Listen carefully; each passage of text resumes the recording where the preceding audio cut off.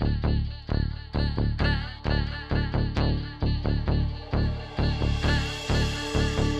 do you mean no more commission? Well, no one in Scotland can commission an idea. You know, if I went to BBC Scotland and I said, oh, I've got this great idea for a sitcom, I've got this brilliant idea for a drama, you know, there isn't one person in Scotland that can okay it unless it goes through London. Good morning and welcome to another edition of Full Scottish. What's happening today? Hello and welcome to the Full Scottish here on Broadcasting Scotland.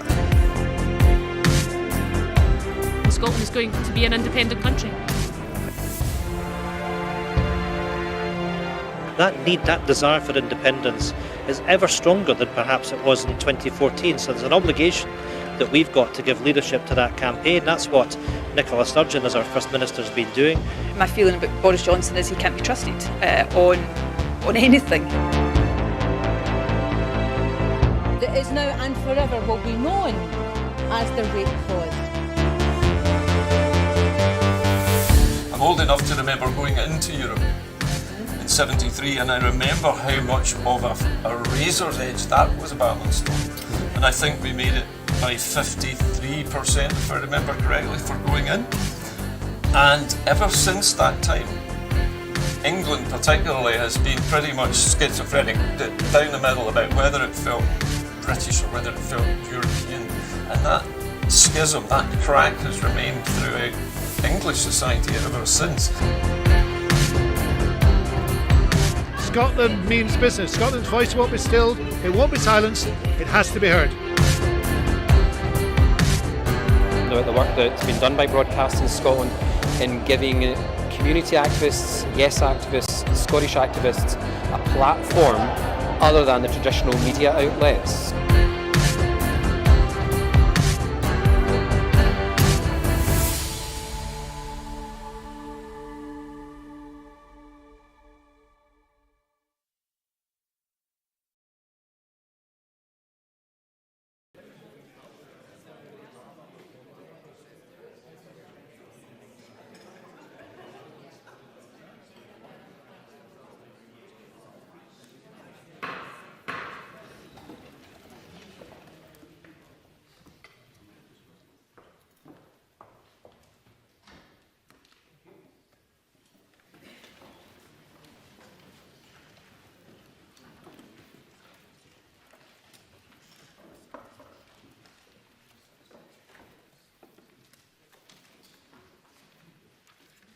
Good afternoon, colleagues.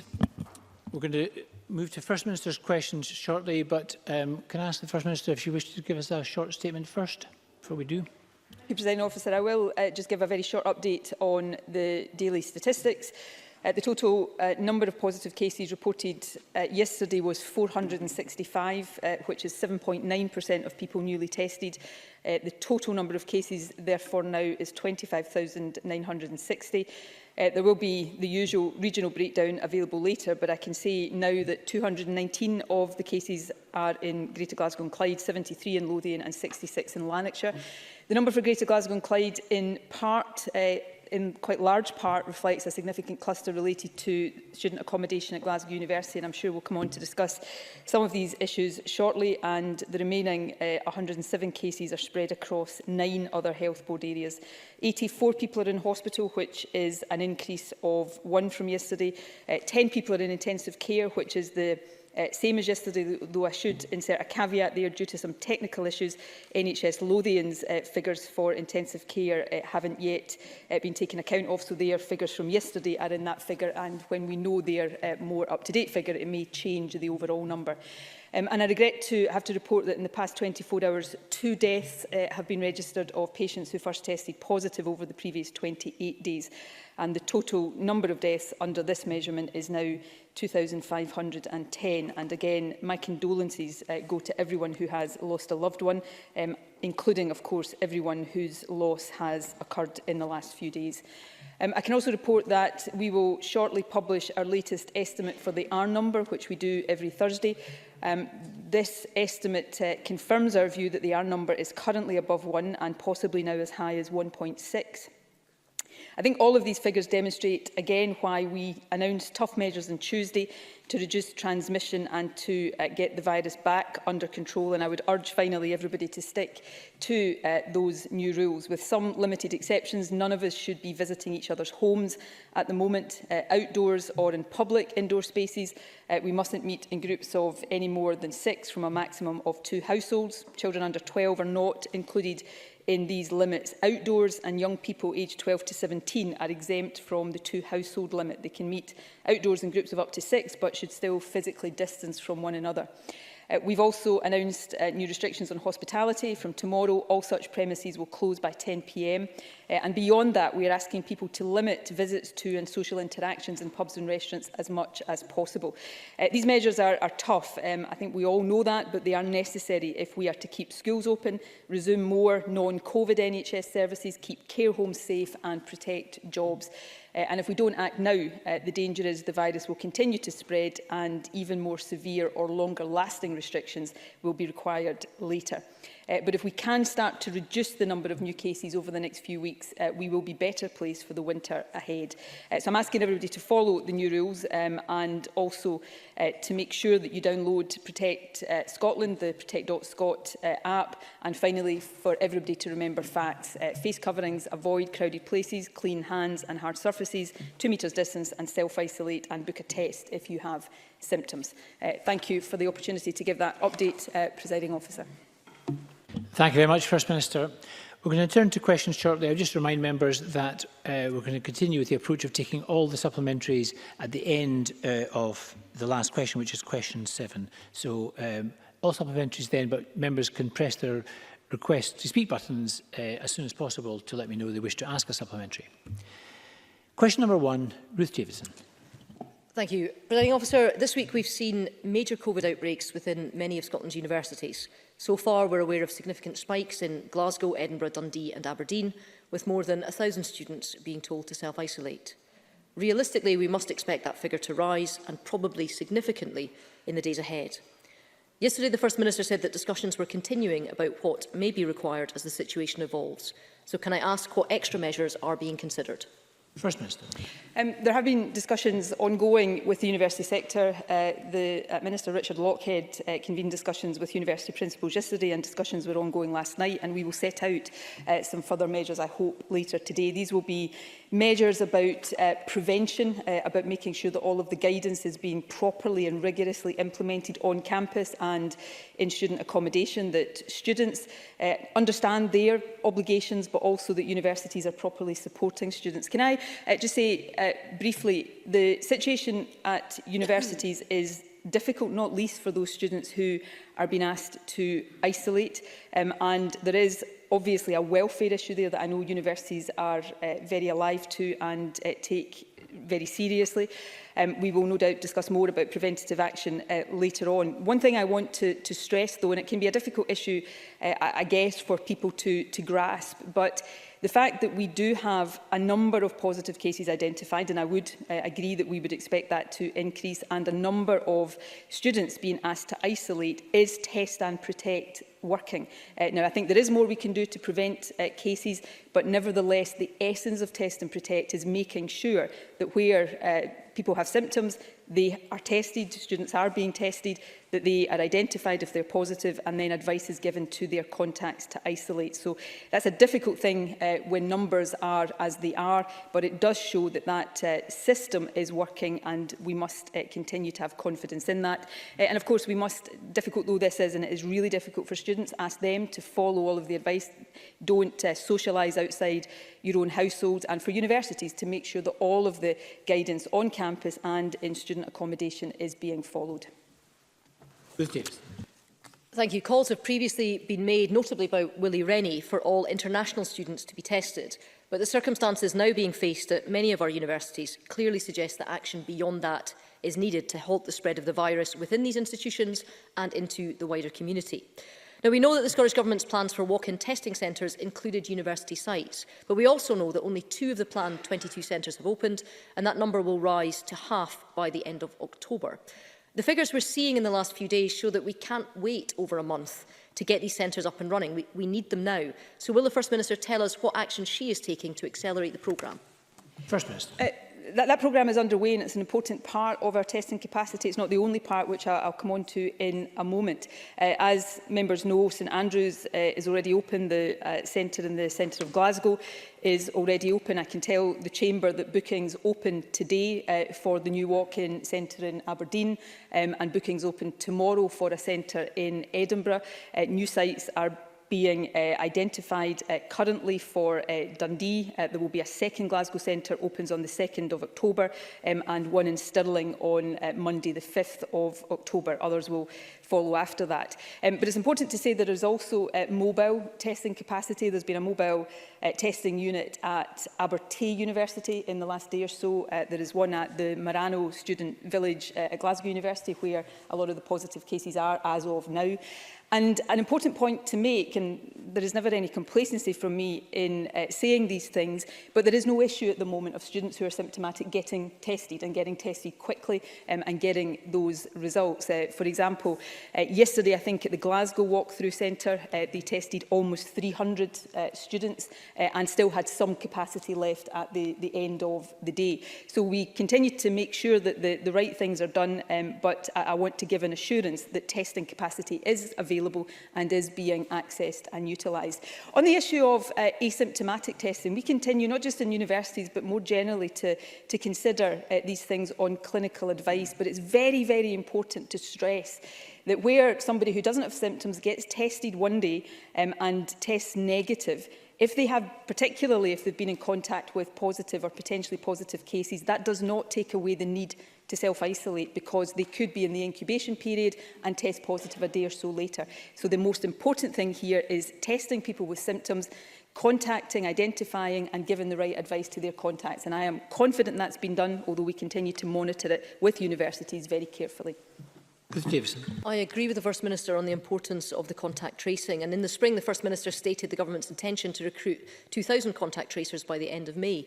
And at the time she said, it's really important we have the capacity in place and the ability to increase that capacity in future should we need it. But this week we learned that less than half, only 874 of those tracers are actually in place across the country. So does the First Minister agree that given the situation we see in our universities today, those tracers are needed now more than ever? And can she tell the Chamber when they'll now be delivered? So I addressed this issue at some length when I did the daily update yesterday, and I appreciate people are seeing information and drawing conclusions from it, but it is not true to say that we don't have what we said earlier in the summer is that health boards were going to create a pool of 2,000 contact tracers. They were doing that from within their own resources that was available for to be called on should demand require it. That pool is there.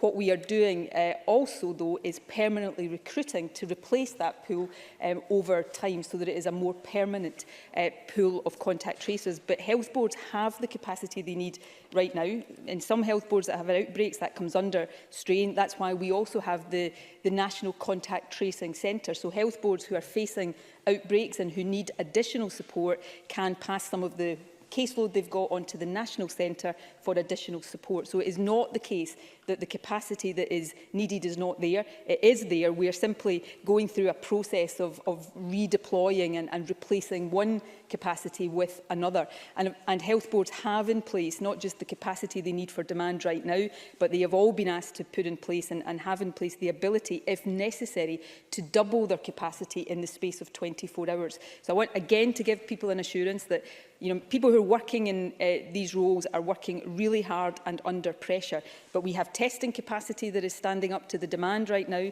We have contact tracing capacity that is standing up to the demand. The performance of our contact tracers in terms of the percentage of index cases and contacts that they are identifying, I think, is way above other parts of the UK. So the system is working. It is going to come under increasing pressure, which is why we are working hard to make sure we build the resilience into that is required. Thank you. How we react to the spike is going to influence how big the spike becomes. And none of us wants to see restrictions placed on students, because this is such an important time for young people, and the new people that you meet and the experiences that you have as students can shape your entire lives. But it's clear from the figures emerging this week that an increase in infection rates is being driven from within the student population. In Glasgow, around half of all cases that have been identified within the university. And there's a clear concern that it could spread, particularly given the number of students that travel into uni from neighbouring areas and then return home. The First Minister has previously accepted the need for routine testing across care homes. Will she now examine the case for such routine testing across Scotland's university campuses? First Minister. We will always examine the case for that, but we also have to, and I've said this in relation to care homes, people will have heard me say it many times, and what I'm about to say is informed by the clinical advice that the government takes. Routine testing, particularly in highly vulnerable situations like care homes, has a part to play. It may have a part to play in other settings, but we've got to be very careful that we do not allow routine testing to be seen as some kind of pass out of all of the other obligations, because, as I say, when people who don't have symptoms are being tested, there is a real risk of false assurance coming from negative tests. So testing does not remove the fundamental importance of following all of the right advice, of self-isolating when you're asked to do that, of making sure that you're not interacting with people you shouldn't be interacting, and following all of the facts advice when you do. I know how, or I can imagine, my university days are a long time ago, but I can imagine just how awful this is for students right now. My own nephew has just started at university in Edinburgh and is living in halls of residence, so I think we all know from relatives, we don't want our young people to be living with this, but it is really important that students recognise the risk to themselves and the risk to others and follow all the guidance. Don't have house parties, don't socialise out with your own household group, and make sure you have Protect Scotland downloaded onto your phone, and make sure you are following all of the facts advice, and that is my appeal to every student across the country. Question number 2, Richard Leonard. Thank you, Presiding Officer. Multiple COVID clusters across universities in Scotland, hundreds of students self-isolating, students are waiting for tests, and frontline university staff at risk of catching and spreading COVID-19. First Minister, is this what you expected to happen when you gave the go-ahead to students returning to universities this academic year? First Minister. Look, these decisions are not easy for any of us, so let's reverse that and say we had decided to keep all students away from university. Just as in the days when we thought we may not be able to get children back to school full-time, Richard Leonard and others were saying we should be trying to normalise education. And I suspect if we had been in the position where we said no students are to be at university, Richard Leonard, perfectly legitimately, might have been standing up here today saying what we're going to do to get education back to young people.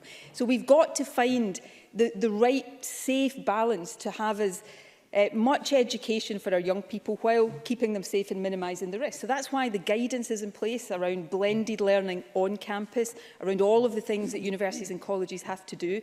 The really difficult guidance that exists in student accommodation about not mixing between households, not having parties, all of that, that is really tough stuff for everybody. And you know, like dealing with this virus, in all sorts of aspects of our life, we can't magic it away, and decisions we take to minimise the risk of it in one way raise risks elsewhere. There are no harm-free options available for any of us right now, and that's why we all have to accept the responsibility of playing our part. And unfortunately, students are part of that. So we need to make sure people know what to do, abide by these rules. We give students the support they need. We do have access to testing, and students do have access to testing. And it is absolutely right that questions are asked of me of all of these issues around testing. I appeal to people across the chamber, though, not to inadvertently, and I stress inadvertently, I know nobody is trying to do this, but not undermine confidence in the Test and Protect system, because it's really important that we say to people, if you need tested, get tested, the capacity is there, and it's really important for the greater good that you take up that opportunity. Richard Leonard. Thank you. But First Minister, this was predicted in the same way that the spike in demand for testing was predicted before the schools returned. You keep saying that Test and Protect is working well. But this morning on the BBC, the Director of Universities Scotland, Alistair Sims, said that despite discussions with both governments, neither were able to provide sufficient testing capacity. He said, and I quote him, "There was not enough kit available at the very beginning of term to enable that for everybody." This is basic. This failure to test is a failure to contain the virus. This will cost people their health, their hopes, and some even their lives. This is the same failure we've had from day one of the pandemic, a failure to anticipate, a failure to plan, and above all, a failure to test. First Minister, why were you not better prepared? First Minister. Look, I accept criticism and scrutiny. I actually welcome it, but I do think at the heart of Richard Leonard's question if there is a failure, it is a failure to understand some of the basics of what we are seeking to do here and some of the basics of how testing work. I didn't hear Alistair Sim on the radio this morning, but I've had an account of what he said. I think he was referring to availability of home testing kits. Now, there is an issue with the availability of home testing kits. They come through the UK-wide system. It's an issue we've been taking up with the UK government, trying to resolve it with them. But what there isn't, and I'll insert a caveat here that's always important, because it doesn't mean that no individual on any given day is not having some difficulty getting a test when they want it, where they want it. Of course, that will happen. But it is not the case, and it is really important that the message from this chamber today isn't that it is the case that students who need to be tested right now are not getting tested. They are getting tested. That is why we have the numbers of positive cases. If we weren't testing students with coronavirus right now, these numbers that I'm reporting would be much smaller than they are, and the numbers being asked to isolate would be smaller than they are. There's something, I accept, counterintuitive in all of this, but in some way, of course, we want to prevent cases to keep these numbers low, but the higher the numbers are when you have an outbreak, the more people are obviously being tested and are being identified, and then Test and Protect does its work. So what I say to people is ask questions, scrutinise, criticise where that is legitimate, but the worst thing any of us could do right now was unfairly and unjustifiably undermine confidence in Test and Protect, because it is so important that people across the country, including students, have that confidence, and that confidence right now is justified. Richard Leonard. But students were told that they could return to universities and the communal living that goes with that safely. And we've all been told that Test and Protect is working well. But now students are suffering the consequences of failure. Students, some as young as 17 and away from home for the first time, are living without established support networks. We know that this in itself can have an impact on young people's mental health.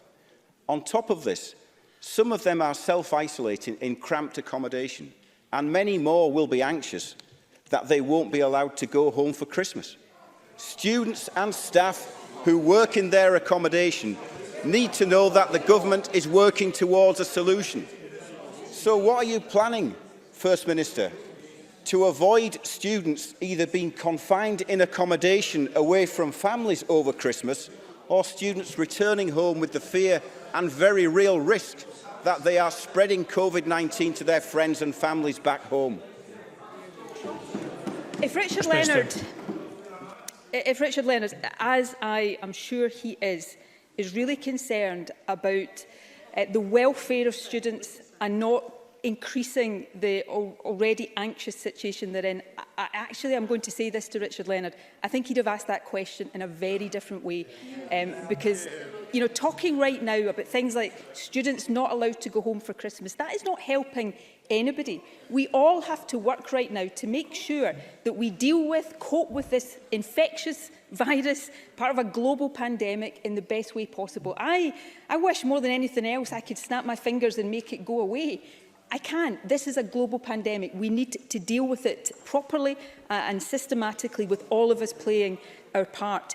Students, and this is really tough for students, and we all understand the welfare issues of this. I said a moment ago, I have a 17-year-old nephew in his first year at university living in halls of residence right now, like families across the country. I worry about him. So we all understand the emotional impact of this as well as the practical impact. That's why I have a duty, universities have a duty, to say to young people, make sure you're not putting yourself at risk through parties in student accommodation or socialising in a way that increases that risk. It's why universities have a duty to make sure that the welfare of isolating students is properly catered for and all of the other guidance is implemented, and why we do have a system in place that means that when a student is symptomatic, they get quick access to testing. If they are positive, Test and Protect then steps in to make sure that their close contacts are given the right advice. None of this is easy for anybody right now, but the responsibility of government is to make sure we take these issues head on,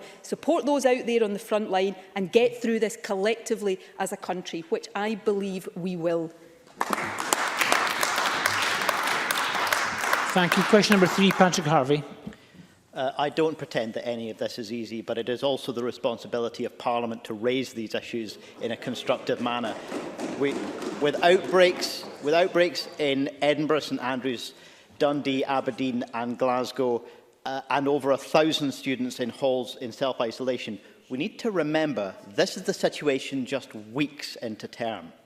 Now, many of these students will be first-year students away from home for the first time, excited about their new life at university.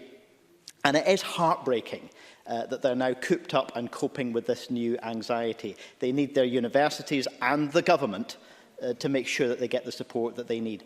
But the truth is that outbreaks like this should have been expected, and support and testing sites should have been in place before term started. A bit like the cruise ships at the start of this pandemic, opening student halls has brought people from far and wide together into densely populated accommodation, providing the perfect conditions for the spread of the virus. And student halls have a far greater potential for outbreaks to spread into the wider community. The real number of infections may already be far higher than we know. The First Minister hasn't yet told us, so will she now, exactly what proportion of Scotland's new cases are accounted for by outbreaks in student accommodations? When will the walk-in centres that she talks about be available, not just for bookings, but actually fully operational and conducting the tests that are needed? And what specific action will the government take to prevent student outbreaks from spreading into the wider community? First Minister. They open for booking one day and they do the test the following day. That's how it works. Can I say, first of all, I absolutely accept, obviously it's not voluntary, the importance and the right of Parliament to ask questions. I'm simply making the point that I think we all have a responsibility to discuss these issues in a way that helps not to increase the anxiety of students, but helps to give the information and the advice to students in a proper and sensible way, and that's what we are seeking to do. The other thing I think it is really important, and testing is vital here, but it is absolutely wrong to say that it is somehow an absence or a shortage of testing availability that is an issue in terms of outbreaks in student accommodation. Students who need testing are being tested. That's why we see the numbers of cases within the student population continue to increase. If we weren't testing them, we wouldn't know that these cases existed and their contacts wouldn't be being told to isolate, and we would then have situations on our hands that we weren't able to try to manage and control in the way that we are doing right now. Patrick Harvie is absolutely right about the importance of welfare, and universities have been preparing and planning and are making sure that the welfare of students is catered for, and I think that is a big responsibility that they need to make sure that they take seriously. And we have to make sure that students have the advice that they need to minimise the risk of spreading the virus elsewhere. That is why it is really difficult for students, but not mixing outside their household groups, not socialising in the normal way students would, not having house parties. These things are really important. In terms of the numbers, because Patrick Harvie asked me a question, in Glasgow there is a significant proportion of the cases we report today will come from the outbreak at Glasgow University. Obviously, Test and Protect is still working through these cases, and of course we will make breakdowns of the figures available as and when it is possible to do that. But students, just as we had a difficult period when schools went back with increased anxiety, we need to make sure that the systems in universities that need to be there are there and working. But this is going to be, as long as this virus is here and we don't have a vaccine against it, we are going to have to be managing this situation, and we will do that to the best of our ability. We will learn the lessons as we go, and where things are not working, we will take steps to make sure that they do in future. Patrick Harvie. I certainly don't say that students aren't being tested. I am saying that where we have the potential for rapid new outbreaks, we need far more testing capacity than was available at the start of term, and it should have It should have been there. We all want Test and Protect to continue working. We all want that, but it is going to need more capacity in these areas. Student populations also go, of course, well beyond student halls. Many of them rely on the private rented sector, and that, of course, is about the impact on our wider community. So I want to move on to issues in relation to the private rented sector. In August, the First Minister told me that no people can be evicted because of what she described as an effective eviction ban in response to the Scottish Green calls for greater support for tenants during the pandemic. Yesterday, the Private Rented Sector Housing Tribunal issued the 100th eviction order since it restarted in July. That's not much of a ban. People shouldn't be getting evicted in the middle of a global pandemic, and it would be unacceptable if this situation carried on into the winter.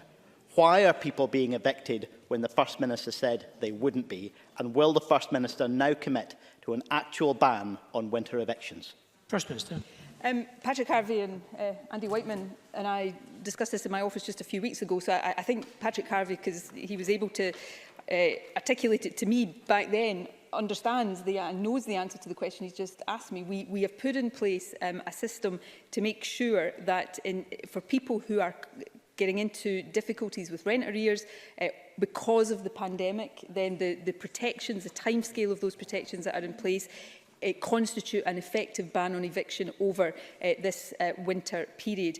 What we discussed then, and I know he understood, is that system can't be made retrospective to deal with cases that were in the system before the pandemic, and I suspect what Patrick Harvie is talking about are the cases that are coming through that predate that, but I'm happy to look at the detail if I'm misunderstanding the issue he's raising. We have also put in place, though, again at the request of the Scottish Green Party, the fund to help people who are in difficulties with their rent in order to recognise and try to deal with the financial pressures that people are dealing with. So we will continue to take reasonable, practical steps to give people the protection against eviction or other hardship through the pandemic when the hardship they're experiencing, as we know, is no fault of theirs.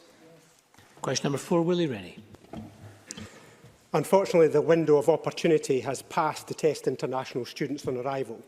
I think we had a duty of care for them, and I regret the decision not to. But following the recent outbreaks on campuses across the country, we do need to do more to track down the virus. I feel for students away from home for the first time, forced to self-isolate in halls of residence. I think of their families many miles away, worried for the safety of their children. They both deserve reassurance that the health services in Scotland are focused on keeping them safe. As a significant proportion of the virus, of people with the virus, don't know that they have it, the risk of unknowingly spreading the disease is there. So if they don't know they have it, we need to help them find it. Students need to stick by the advice, that's right, but we also need to do so much more too. So will the First Minister rethink the approach to routine asymptomatic testing for students? First Minister. Can I firstly say to Willie Rennie, I do feel for students right now, and I feel for their families. As I've said a couple of times, I'm the member of a family that worries about a student in that very position. So I know, not just theoretically, I know in reality how that feels right now. Also, I don't want to labour this point because we've had exchanges on it before, and I accept the point, and it's a legitimate point, but international students, they have the obligation to quarantine. And the reason for that, as opposed to testing, is that while no system is absolutely perfect, it is felt that quarantine is a more effective system, because if you test somebody who comes in who tests negative, it doesn't mean they don't have the virus. It may just mean they're in the incubation period. So quarantine for 14 days is a more effective way of trying to protect against importation. And that takes me into the other point. So Willie Rennie says, will we rethink? We are always thinking about our approach to testing and taking the best clinical advice on it. I think there is an increased role for, and we are doing increased surveillance testing. One of the issues right now, and Willie Rennie is right in terms of identifying the problem. The question is, what's the best solution? So a student who doesn't know they have the virus because they're not displaying symptoms, and this is not just true of students, of any of us, the problem is you could be tested and you still won't know you have the virus because the test will be negative, because you are perhaps in the incubation period or you're genuinely asymptomatic and the test won't show up the virus. And therefore, I'm not saying we should never do that. The problem is we've got to be careful that that negative test then doesn't lead a student to say, I'm fine, I don't need to bother with isolation, I don't need to bother abiding by social distancing and all of the rules. So these are careful judgments that, frankly, I have to take advice on, because I'm not a clinician, I'm not a public health expert, and we do think about these things on an ongoing basis and will continue to do so. The most important thing right now, and every bit of clinical advice that I've got will tell you this, the most important thing we need to do is get symptomatic students tested, and we are doing that, and then where they are positive, giving the right advice about isolation to their contacts. And that is what is happening right now. And that is why the numbers we're looking at right now are as high, because that system is working the way it's intended to. Of course, what we also need to do is work with students and others to get more prevention and stop the virus spreading in the first place. Willie, ready? I mean, I accept the First Minister's argument. My concern is that people relax when they don't think they have the virus, and they don't go the extra mile to stick by the rules, despite all of our pleas for them to do so. So I think an extra measure of extra routine testing would give us the absolute assurance that people who have got it are definitely isolating and keeping out of the way. That would be the extra step that I think would be an extra safety measure that would protect us all. Now, yesterday we were told that some of the local outbreaks across the country here were because of travellers returning from Greece. So the quarantine spot check system is an important defence against the virus. It has seen repeated problems over numerous weeks. At the start, the Justice Secretary said the spot checks were working well when they hadn't even started. He changed the target, changed it again, and the system is still missing over 1,100 people. In the new target, 20%, not limited by 450 as was previous, of those arrivals required to quarantine would receive a spot check, but it's still only 9%, half of what the target is supposed to be. So when is the government going to get on top of the quarantine spot checks? First Minister. Additional resources are being applied to this. I think by the 5th of October, the resources will be doing the full 20%, even although already it's doing more than the 450 target. Let me remind Willie Rennie that 100% of everybody coming into the country from quarantine places are emailed, so there is contact with 100%. And the other thing, and I accept before I say this, that this is partly a reflection of the summer holiday season ending, but the numbers coming through our Test and Protect data of positive cases that identify foreign travel as one of the things that they tell the contact tracers is reducing. So that's positive as well. And of course, it was because we saw that information about Greece coming through the system that we applied quarantine to Greece. So, the system actually is giving us the information to direct some of the efforts that we make. Look, these are all perfectly legitimate issues, and even if I'm not saying all of the things that people want me to be saying right now, please be assured that these are the things we are thinking through and considering and reconsidering every single day. And Willie Rennie's initial point in his second question is actually a valid one. But in a sense, mine is the other side of that. If it is the case, and I think he's right, that people, perhaps particularly young people who don't have symptoms, relax and don't think they're at risk, there is a genuine question about whether giving somebody a test that is negative, even although they may have the virus, makes them more or less relaxed. I just think that is an open question, and it is part of the consideration that we have to go through in terms of the tactical use of testing. The fundamentally important use of testing right now is to get those who have symptoms, if they're positive, isolate their contacts, and that is what Test and Protect is focusing on. And while I am the last person to demonstrate any complacency about any of this, Test and Protect is working well right now, and that is a great credit to everybody in that system who is working so hard. Thank you. Question number 5, Annabelle Ewing. Thank you, Presiding Officer. To ask the First Minister what the Scottish Government's response is to the report of the independent review into policing during the miners' strike. First Minister.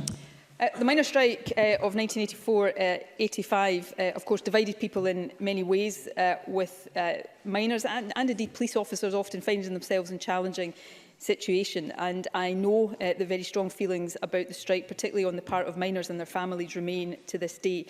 So I understand that many of those affected are eager to see the report and the Scottish Government's response, and I can confirm that the Justice Secretary plans to report the Scottish Government's response to Parliament by the middle of October, and the independent report will be published at the same time. Annabelle Ewing. I thank the First Minister for her answer, and I would take this opportunity to commend all those who have campaigned for so long to secure justice for these miners. I understand that the report will in fact recommend pardons for those men who were only trying to defend their jobs, their families and their communities. I hear what the First Minister says, but I'm sure that my constituents in Cowdenbeath and in former mining communities across Scotland would be keen to have an indication of the intention in terms of a matter of principle that the Scottish Government will act to right those wrongs. First Minister. Can I thank Annabelle Ewing for a question, and can I agree with the sentiments of it? I think many of us who had our kind of formative teenage years around the time of the miners' strike will always remember the impact of that and the very strong feelings and the kind of community I grew up in. I absolutely understand that. I hope Annabelle Ewing will understand that it would not be appropriate for me to preempt today the publication of the report and the publication of the Government's response by the Justice Secretary, which, as I say, will happen within the next couple of weeks. And I think it would be better for everybody concerned to allow those to be read and understood properly. What I would say is that I very much hope that miners and the families of miners will welcome both the recommendation in the report and the response of the Government, and I hope they will feel at that point that there has been a recognition of what many do consider to be the injustice that was suffered. Thank you. Question number 6, Rachael Hamilton, and Rachael Hamilton joins us remotely. To ask the First Minister what action the Scottish Government is taking to reduce waiting lists for social housing. First Minister. Ensuring that everyone has access to a safe, warm and affordable place to call home is absolutely essential to my sense of a fair Scotland, which is why we have invested and continue to invest in expanding our social housing stock. Since 2007, we've delivered more than 66,000 new homes for social rent as part of over 95,000 affordable homes. We've invested more than £3.5 billion to deliver on our target of 50,000 affordable homes, including 35,000 for social rent over this parliamentary term alone. We've committed £300 million interim funding for the affordable housing supply budget for the next financial year, which will ensure that new social housing continues to be delivered beyond this current parliamentary term. In addition, to ensure homes remain in the social rented sector, of course, we ended the right to buy, protecting up to 15,500 houses being sold over a 10-year period. Rachael Hamilton. Thank the First Minister for that answer. Presiding Officer, Shelter's analysis shows that 70,000 children are currently on social housing waiting lists. At the end of March, there were over 7,000 children living in temporary accommodation due to homelessness.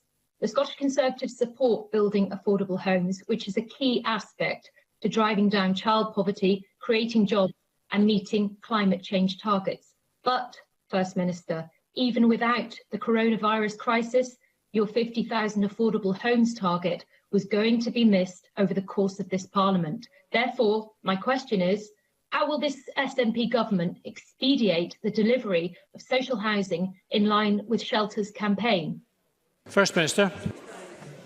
Firstly, the 50,000 target was actually absolutely on track to be delivered, and we will do everything we can, notwithstanding COVID, to make sure that is met as quickly as possible. And as I said, we've already committed funding into the next financial year so that we can continue that commitment beyond this parliamentary term. I'll take at face value, absolutely take at face value and in good faith, the members' commitment to social housing and to seeing the provision of social housing and seeing children not have to be on waiting lists for social housing. Can I politely suggest to her, though, that perhaps a valuable thing she could do, if that is genuine, as I'm sure it is to say to her Conservative colleagues in government in London to make sure that the budget for the Scottish Government is protected so that we don't see cuts applied there, and to perhaps stop undermining and cutting the benefit entitlement of children in poverty across this country, which doesn't do anything to help the provision of housing. So perhaps if the Conservatives occasionally match the rhetoric with the action around poverty and homelessness and social housing, we might all be in a better position. Question number 7, Jackie Baillie. To ask the First Minister for what reason the Scottish Government will not meet its target of helping 38,000 people back into employment through the Fair Start Scotland programme. First Minister. Fair Start Scotland provides intensive support for our most vulnerable unemployed people. Participants are treated with dignity and respect, and of course, unlike some UK Government approaches, participation is voluntary. We continue to work towards the target of supporting 38,000 people. COVID has presented challenges to engaging new participants and delivering services, and referrals and starts have both dropped since lockdown started. Most of the referrals come from the DWP, but of course these were suspended during lockdown to respond to increased demand for benefit claims, and also lockdown restrictions on face-to-face interactions meant that fewer people were able to engage with services. Fair Start Scotland, though, has supported more than 24,300 people since 2018, and pre-COVID referral to start rates were increasing. So we remain absolutely committed to this service. We've extended delivery to March 2023 so that we can continue to work with partners to support the vulnerable. Jackie Baillie. Can I thank the First Minister for that response? Whilst I acknowledge the announcement of the Chancellor of a job subsidy scheme, I fear there will still be a significant number of job losses before the end of the year. And I appreciate that the pandemic has disrupted the delivery of the programme, but given the likely scale of unemployment, missing the target by some 14,000 people is indeed very disappointing. Will the First Minister give a commitment that any money saved as a result of missing the target is spent on employment support programmes to help a generation of young people who may find themselves out of work? First Minister. I think we've already given the commitment to significant investment in support for young people who may be facing unemployment, and absolutely the commitment that I've talked about around Fair Start Scotland is unchanged, and that will include the financial commitment to it. It is disappointing for all of us, but when you have referrals being suspended and when you have the suspension of face-to-face interaction, it is unfortunately unavoidable. The challenge now is to get that back on track. I haven't had the chance, obviously, because I was on my way to the Chamber, to see all of the detail of the Chancellor's announcements on the intended replacement for the furlough scheme. I hope it will be positive. The snippets I heard just before I came down suggest that it is a step forward, but perhaps not far enough to prevent the increase in what I would describe as avoidable redundancies and unemployment if there is proper support put in place. But I look forward to being able to look at more of the detail of that later on. Thank you very much. Going to move to open supplementaries. Christine Graham to be followed by Miles Briggs. Christine Graham. Thank you very much, Presiding Officer. To ask the First Minister if she considers that management, particularly in retail and hospitality, should encourage staff to have their mobile phones on them to enable the contact tracing app to be more effective, given their considerable contact with the public when out and about, as it were, on the shop floor. First Minister. Yes, I would strongly agree with that. I would stress that for individuals, downloading and using the app is voluntary. I strongly encourage people to do it. We're almost at 1.2 million people in Scotland downloaded it. It's really good to see the England and Wales app launched today. These are really important ways of trying to extend the reach of our test and protect systems. But I would ask all employers to actively promote the app and, crucially, to go to Christine Graham's point, enable staff to carry their phones with them, particularly in those environments like supermarkets, perhaps, where staff have lots of contact with customers and clients. So that is really important. Just a point of information, we've created a dedicated stakeholder page on the protect.scot website to help employers raise awareness of the app, and I would encourage all employers to make use of that. Miles Briggs, to be followed by Stuart McMillan. Thank you, Presiding Officer. Yesterday, family-run businesses and their employees from across Scotland's soft play centres protested outside Parliament. Without action and support, they warn that over 4,500 jobs are likely to be lost. Now, play centres safely reopened in Wales on the 10th of August, in England on the 15th of August, and in Northern Ireland on the 14th of September. They have demonstrated that they can provide COVID-safe play for children under the age of 12 and support young families during this difficult period. As we head into the winter months, parents and guardians across Scotland want access to safe play spaces for their children. So can I ask the First Minister if she'd be willing to meet with representatives to look into the plight of the sector in Scotland and whether or not SNP ministers will now provide clarity and support for this key part of our play centre space in Scotland? First Minister. The Government engages with different sectors all of the time. Of course, ministers would be happy to meet with any sector, including the soft play centre. I absolutely understand how difficult it is for any sector, including it, that isn't able to trade fully, or indeed in some cases trade at all right now. We continue to be very focused on trying to reopen those aspects of the economy and society that are not yet open, but that has to be done safely. And when we have a rising prevalence of the virus again, as we do just now, clearly those decisions are even more, or have to be taken even more carefully than has been the case in recent weeks. We will also continue to do what we can to provide financial and economic support for sectors that are not trading normally. An issue I voiced yesterday, and I stress again, I am not seeking to do this for political reasons, but it is a statement of fact. I increasingly worry, because of the financial constraints, over how the Scottish Government budget is made available, the mismatch between what we need to do in a public health capacity and our ability to mitigate the impact of that financially and economically. And that's the reason one of the reasons I wrote to the Prime Minister raising this issue last night. But of course we will continue to engage as positively as we can with affected sectors, because I fully understand the implications for them and for the jobs that rely on them of the situation that we are dealing with. Stuart McMillan, to be followed by Claire Baker. Thank you very much, Presiding Officer. I'm fully aware that the regular dialogue has been taking place between the Scottish Government and the footballing authorities. But can the First Minister consider the introduction of a football task force to try and find a way to help football navigate a way throughout this pandemic, which safeguards the future of our clubs, particularly the smaller community clubs, which play such an important part in the social and economic fabric of their communities? First Minister. Well, I absolutely recognise the important role football in particular, but sport in general, plays in communities, and the part it plays in the well-being of our life overall. We are working very closely right now with the football authorities and other partners, including football clubs. Officials are represented on the Football Joint Response Group. That was established to respond to the issues that the pandemic presented for football at all levels, and we are happy to consider how best we can continue working together to safeguard the future of all clubs in the SPFL and below across the country. The Sport Minister wrote to the UK Government yesterday as well, seeking some engagement about how collectively we look at a financial recovery package for sport, because while their on-field activities often dominate, clubs at all levels make a really big contribution to individuals and communities, and we've got to recognise it in that wider sphere. So we will continue to work closely with football to try to hopefully get the game back to normal, with the rest of our society back to normal as quickly as possible, but to provide as much support as we can in the interim.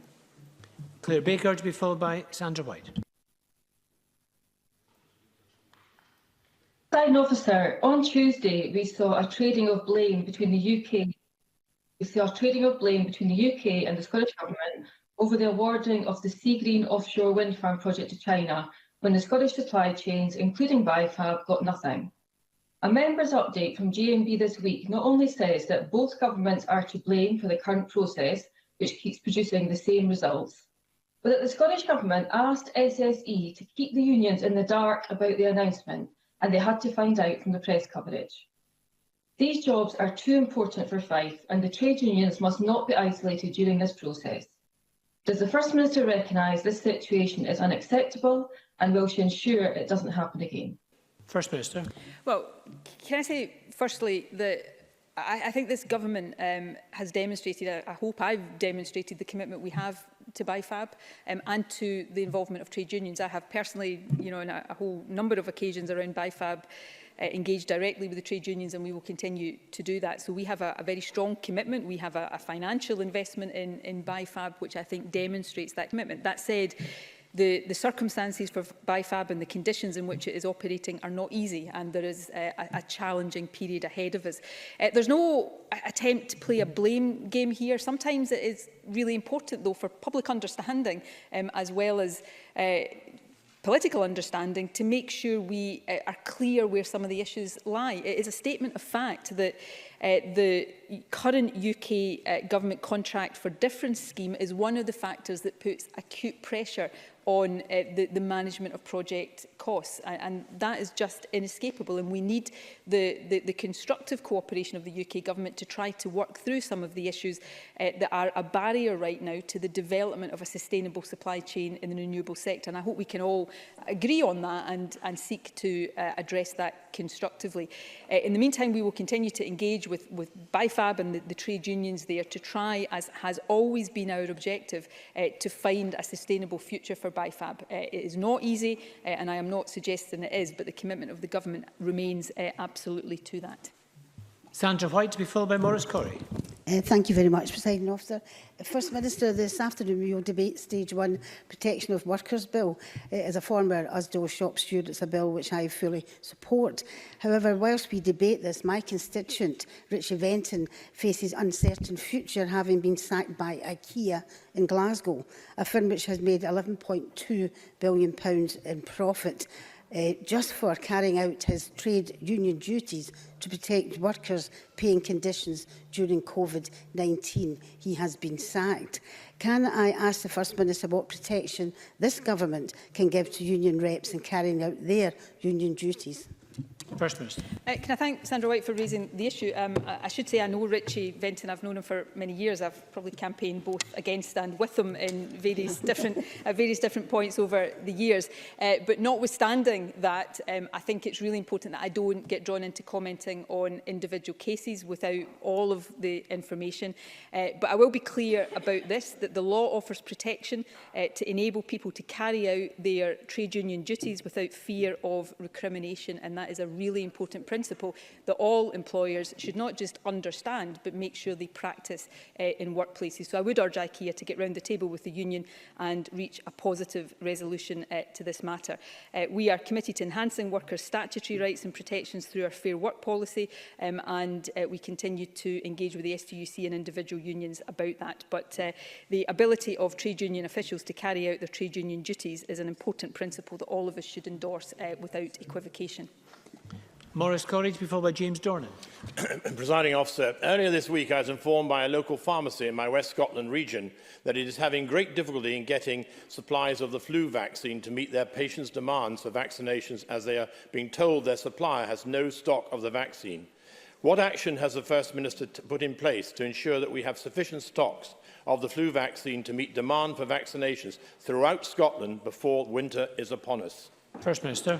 We have a very well-developed plan, not just to procure the stocks of flu vaccine that are made available through the NHS for NHS-eligible groups. Obviously, pharmacies will often have additional stocks for other people, but our focus is on the eligible groups, which have been extended this year, and the flu vaccine programme has been delivered slightly differently because of COVID, and we procure the supplies through a UK-wide system. Perhaps the best thing to ask the member to do on the pharmacy in his region is to write to the Health Secretary so we can look into the particular issues there and see if there's action we can take to assist with that. James Dornan, who joins us remotely, to be followed by Sarah Boyack.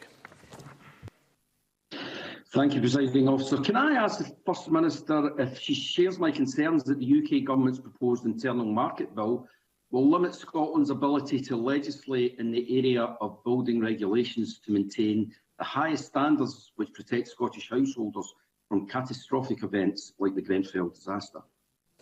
First Minister. Yes, I do very strongly share that concern. It's one of the very many concerns I have about the UK Government's internal market bill, and that it will undermine this Parliament's ability to legislate for and insist on the highest standards across a whole range of different areas. We have the General Teaching Council today articulating a concern about the potential for standards for the teaching profession to be undermined. But on the specific issue that James Dornan raises, we've had different building regulatory requirements for decades. That's never resulted in barriers for business, but the UK Internal Market White Paper that preceded the bill cited different building regulations as an example of an additional cost to business in the UK. There is not a shred of credible evidence or any evidence, in my view, to support that view. For decades, we've benefited from setting our own robust building safety standards. So it's another reason why this bill is wrong for Scotland, and why I think all of us across the party spectrum in this Parliament should resist vigorously any attempt by the UK Government to limit the ability of this Parliament to protect the people of Scotland. Sarah Boyack, to be followed by Joan McAlpine. Sarah Boyack. Thank you, Presiding Officer. Can I ask the First Minister whether she will intervene to help Capital Theatres, Edinburgh's theatre charity, weather the storm they are facing due to loss of income? First Minister, without emergency funding, jobs are at risk and the much-loved King's Theatre faces closure if the charity can't fill the £8 million gap on their vital refurbishment plans. First Minister. So we have made funding available to help to help the culture sector, including cultural venues. I know the Culture Secretary is engaged specifically in the issue of Capital Theatres and the King's Theatre in Edinburgh. I've had representations from a number of people, including recently Brian Cox, on that issue. So I will ask the Culture Secretary very soon and very urgently to write to the member to update on those discussions and the assistance that hopefully we will be able to provide. Joan McAlpine, who joins us remotely, to be followed by Graham Simpson. Thank you very much. The Scottish Government has been asked today to consider routine testing of students, and I share concern about student outbreaks. However, the First Minister knows that I have repeatedly raised the need to routinely test care workers supporting vulnerable disabled people, including learning disabled people, outside care home settings, and I was encouraged that the Cabinet Secretary for Health recently told me this group was being considered as testing capacity expanded, as indeed are close family carers, to allow visiting. Now, I don't want to downplay the student outbreak in any way, but can I appeal to the First Minister and indeed to others in this chamber that routine testing to protect disabled people should come before the routine testing of young and healthy people if a choice has to be made due to capacity? First Minister. What we want to try and do is make sure that our testing decisions are driven by clinical considerations and the considerations about how we best protect vulnerable populations. Of course, I'm not for a minute saying that we don't have to think very carefully about capacity issues, but we want our decisions to be driven for the right reasons. And I can assure the member that the group she identifies is very much in our thinking as part of our winter planning for possible extension of routine testing. As I've been saying to others in relation to students, there are some complex issues we have to consider when it comes to routine testing and the place that has. But where there are clear vulnerabilities with disabled people, with care homes, then there are often reasons there that lead you toward routine testing that may not exist when we're dealing with other parts of the population. Graham Simpson, to be followed by Colin Beattie. Graham Simpson. Thanks, Presiding Officer. During the pandemic, both our governments have been bringing in laws which impact on civil liberties, and I have to say, for the best of reasons, but all done without prior parliamentary scrutiny. An example this week, of course, is the ban on people visiting other households. I'm of the view that wherever possible, Parliament should be able to scrutinise laws before they come in. And I would just appeal to the First Minister if she would agree to review the way emergency legislation is done in this place so that Parliament can have prior scrutiny of laws. First Minister. Look, I hope the member will take this answer constructively, because I, in general terms, agree with that. Of course, you want Parliament to scrutinise law before it comes into force, not after it has come into force. And we obviously have statutory requirements to review the emergency legislation, the regulations that are made under it regularly, and the overall acts on a certain basis. So Parliament is involved in that. What I would say, and I hope everybody will understand this. In the situation we're in right now, it is on a whole range of different ways just not possible to do things in the ideal way that all of us would want. Unfortunately, this virus doesn't agree to take a few days off while Parliament scrutinises important measures that are needed to protect people from the spread of it. And I know everybody understands that. So it's just another one of the many multitude of ways in which we're having to try and strike the best balances we can, given the nature of what we're dealing with, and recognising that they are not ideal balances, and that so much of what we're doing right now we wouldn't choose to do in those ways if we had a choice or more of a choice over it. So I hope members recognise that. I think they do, but we will try to facilitate as much parliamentary scrutiny as early as possible in all of these things as is feasible. Colin Beattie to be followed by Neil Findlay. The latest monthly GDP statistics for Scotland show that the economy expanded by 6.8% in July. Given the different pace of the easing of lockdown measures in different parts of the UK, can I ask the First Minister how Scotland's economic performance compares to the UK since lockdown measures were introduced in March? First Minister.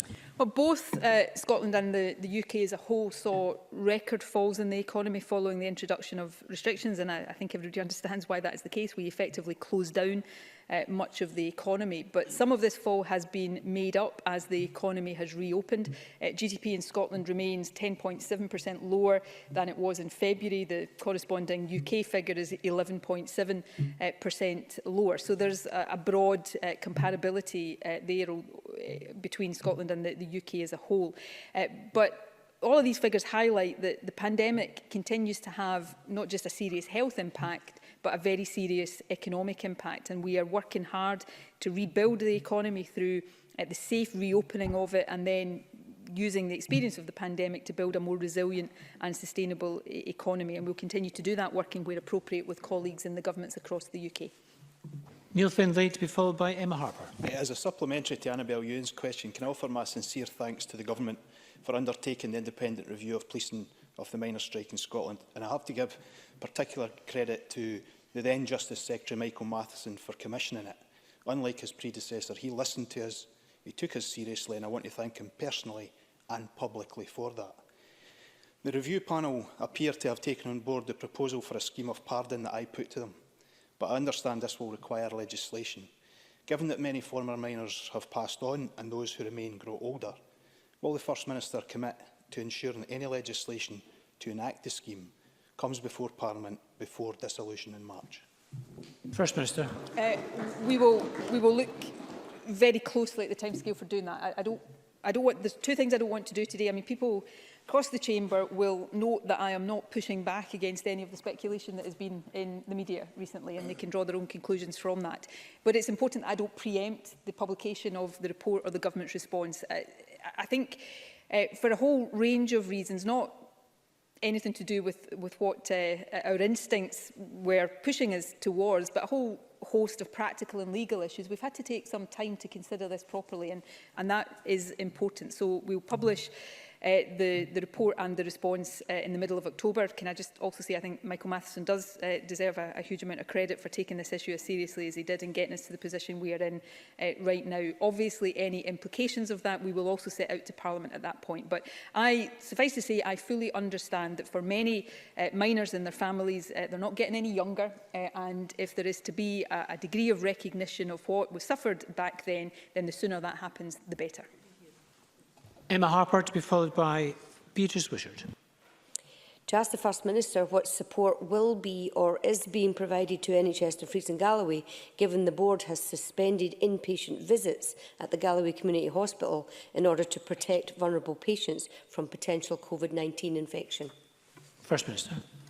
The Health Secretary, of course, will be happy to look into the specific circumstances there why visiting has been suspended. Obviously, we work with and support health boards in the whole range of things that they are doing right now to try to reduce the spread of coronavirus, deal with outbreaks and, of course, deal with COVID patients and non-COVID patients. And the issues around visiting have to be very carefully handled. We want to get visiting to hospitals and indeed to care homes back to as much normality as possible, as quickly as possible. But where there are spikes or clusters, sometimes decisions have to be taken with the protection of vulnerable patients uppermost in mind. But I'll ask the Health Secretary to liaise with the member about the specific local circumstances. Beatrice Wishart, who joins us remotely, to be followed by John Scott. Thank you, Presiding Officer.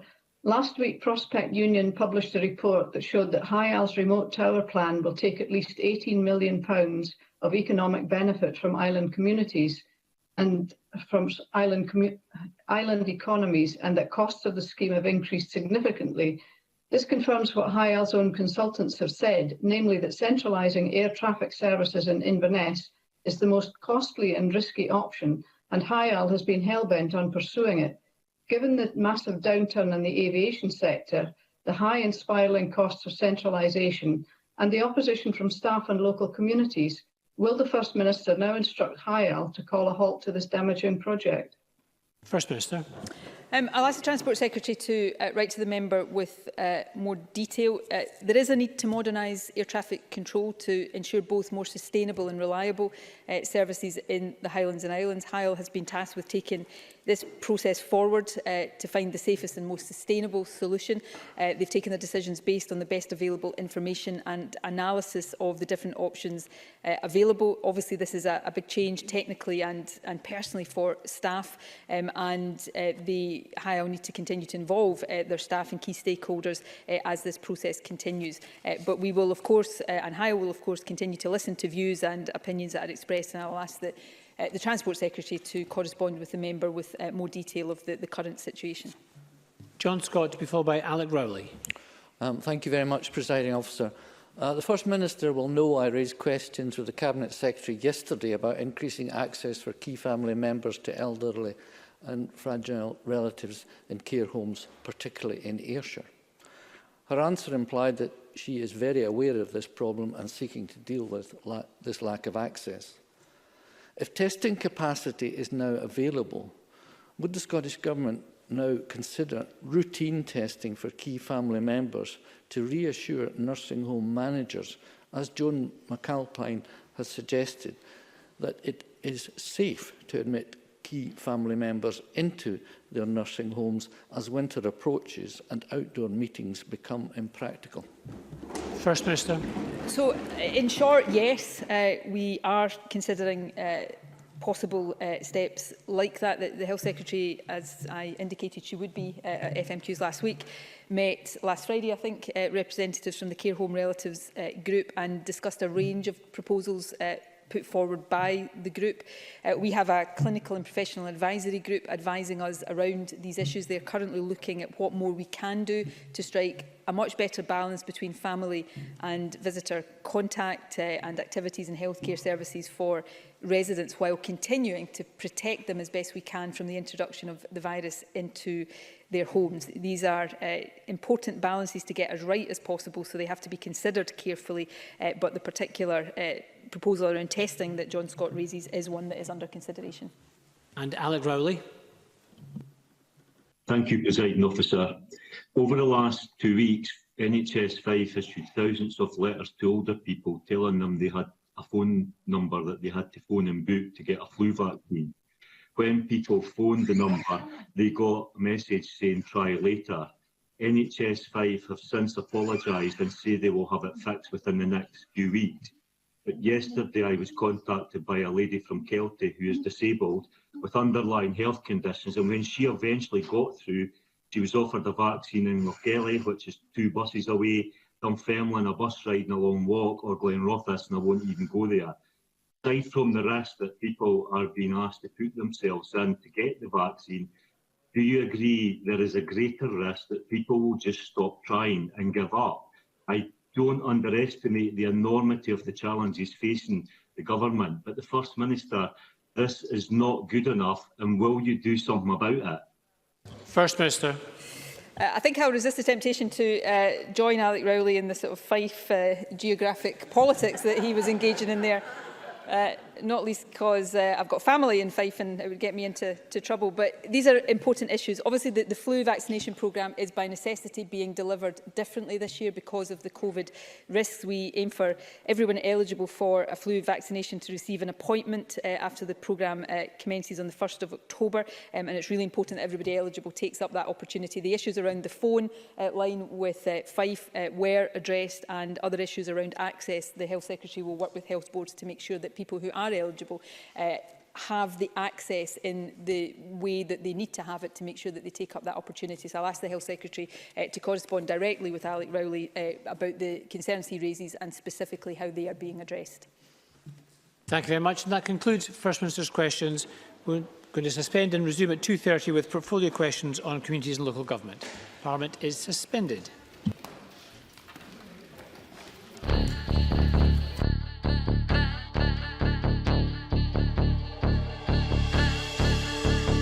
How do you mean no more commission? Well, no one in Scotland can commission an idea. You know, if I went to BBC Scotland and I said, oh, I've got this great idea for a sitcom, I've got this brilliant idea for a drama, you know, there isn't one person in Scotland that can okay it unless it goes through London.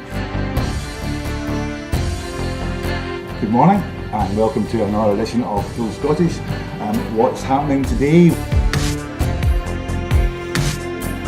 Hello and welcome to the Full Scottish here on Broadcasting Scotland. Scotland is going to be an independent country. That need, that desire for independence is ever stronger than perhaps it was in 2014. So there's an obligation that we've got to give leadership to that campaign. That's what Nicola Sturgeon, as our First Minister, has been doing. My feeling about Boris Johnson is he can't be trusted on anything. That is now and forever will be known as the rape clause. I'm old enough to remember going into Europe in '73, and I remember how much of a razor's edge that was, a battling stone. And I think we made it by 53%, if I remember correctly, for going in. And ever since that time, England particularly has been pretty much schizophrenic, down the middle about whether it felt British or whether it felt European. And that schism, that crack has remained throughout English society ever since. Scotland means business. Scotland's voice won't be stilled, it won't be silenced, it has to be heard. The work that's been done by Broadcasting Scotland in giving community activists, yes activists, Scottish activists a platform other than the traditional media outlets.